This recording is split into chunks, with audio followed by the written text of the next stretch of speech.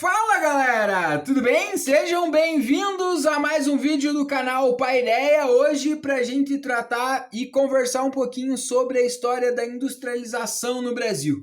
Esta aqui é para nós uma história bastante recente, já que quando olhamos para esse processo da industrialização, ele só vai ocorrer no Brasil no final do século XIX e início do século XX. E entender por que o Brasil demorou tanto para dar início a esse processo, que hoje é uma característica básica quando olhamos para o mundo capitalista em que vivemos. Isso se explica pelo nosso histórico, pelo nosso processo de colonização portuguesa aqui.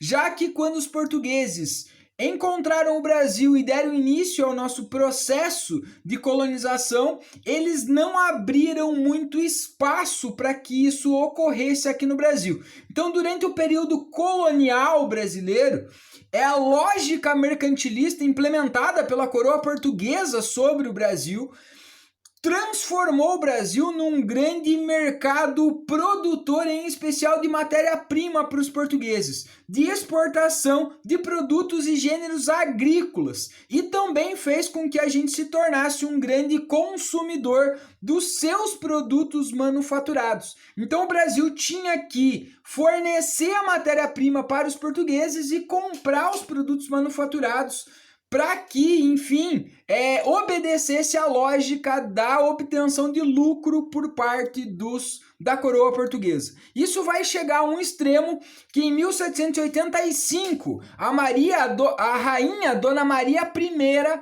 vai assinar um tratado e um alvará que vai proibir a formação e a fundação de qualquer tipo de indústria aqui no Brasil, com exceção de algumas fábricas de tecidos grosseiros, que estas fábricas então fabricariam ou produziriam, enfim, roupas para atender a demanda dos escravos e também produziriam os sacos que seriam utilizados para transporte dos gêneros alimentícios, em especial dos produtos agrícolas que produzimos aqui. Então essas eram as únicas fábricas e indústrias que nós poderíamos ter aqui no Brasil. O resto era totalmente proibido por parte da coroa portuguesa nesse momento. E isso vai ser uma realidade até 1808, quando a família real, então fugindo aí do bloqueio continental e da caçada do Napoleão Bonaparte, transfere a corte portuguesa aqui para o Brasil,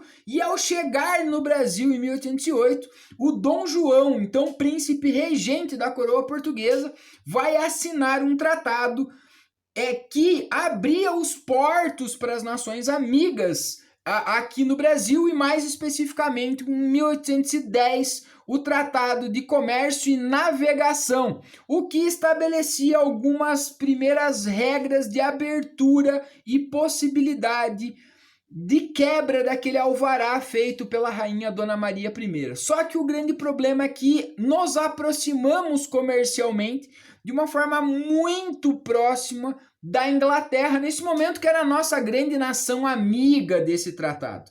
Então, o Brasil não cria uma medida protecionista para a sua economia, o que faz com que a Inglaterra inunde aqui o comércio brasileiro, a atividade comercial brasileira, com produtos que dificilmente fazendeiros e comerciantes aqui no Brasil conseguiriam criar uma atividade comercial que teria condições de preço e qualidade para competir com os produtos ingleses que vinham para cá. Então isso acaba fazendo com que a economia brasileira não tenha condições de competição, então não consiga se concretizar neste momento. Isso vai ser uma realidade novamente durante todo o período aí que antecedeu a nossa independência, e principalmente durante até o primeiro reinado. Então, após a independência, nós temos algumas mudanças expressivas na economia brasileira, na dinâmica da economia brasileira, e lá em 1830 para 1840 começa a surgir um produto que vai trazer uma dinâmica bastante significativa para a economia brasileira, que é o café. Isso vai fazer também com que coincida o vencimento dos tratados feitos com a Inglaterra lá no início do século XIX. Então, em 1844, já sobre o governo do Dom Pedro II, nós conseguimos rever esses tratados, então vamos fazer aquele que fica conhecido como Tarifa Alves Branco. Essa revisão dos tratados comerciais com a Inglaterra vai elevar os preços dos produtos em média de 20% a 60%. Então, neste contexto, pela primeira vez, o Brasil cria um estímulo econômico e estrutural na nossa economia que realmente possa fazer com que ocorra esse estímulo do consumo de produtos nacionais, porque os produtos importados começam a ficar com um preço muito elevado para o custo de vida do brasileiro. Então isso estimula e abre a possibilidade da fundação e do surgimento de indústrias nesse momento.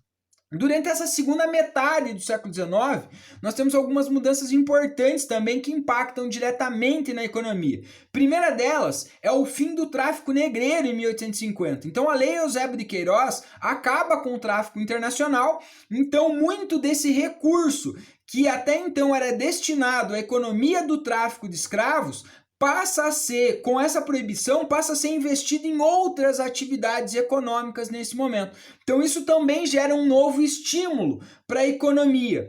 Durante esse momento, nós também temos uma significativa crescimento da economia do café nesse momento. Então o lucro dessa economia do café também passa a ser revertido e investido em atividades industriais. Então essa segunda metade, o final do século XIX, é um momento de muita prosperidade industrial para o Brasil. Temos o fim do tráfico, temos a Tarifa Alves Branco, temos o lucro do café, que passam a ser investidos em novos equipamentos, atividades agrícolas, ferrovias, investido em setores de serviço, transporte, iluminação, bancos, enfim, várias atividades começam a nascer neste momento no Brasil, porque começa a se abrir essa possibilidade da economia nesse sentido.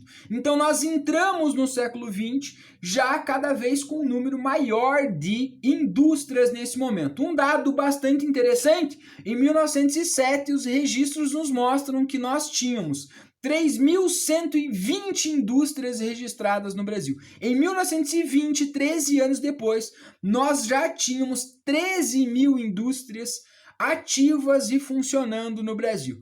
Então, isso é algo bastante significativo. Num primeiro momento, essas indústrias vão se polarizar nas várias regiões do Brasil, mas mais especificamente a partir de 1920, elas acabam se concentrando na região sul e sudeste, principalmente do Brasil, porque vão receber um incentivo muito grande, principalmente ligado com a questão da política do café com leite, das oligarquias no poder. Então vão usar o poder federal do governo justamente para seus interesses, então acabam concentrando um estímulo maior para o surgimento de indústrias ali naquele espaço geográfico do Brasil nesse sentido. O número de trabalhadores no Brasil também tem um salto gigante.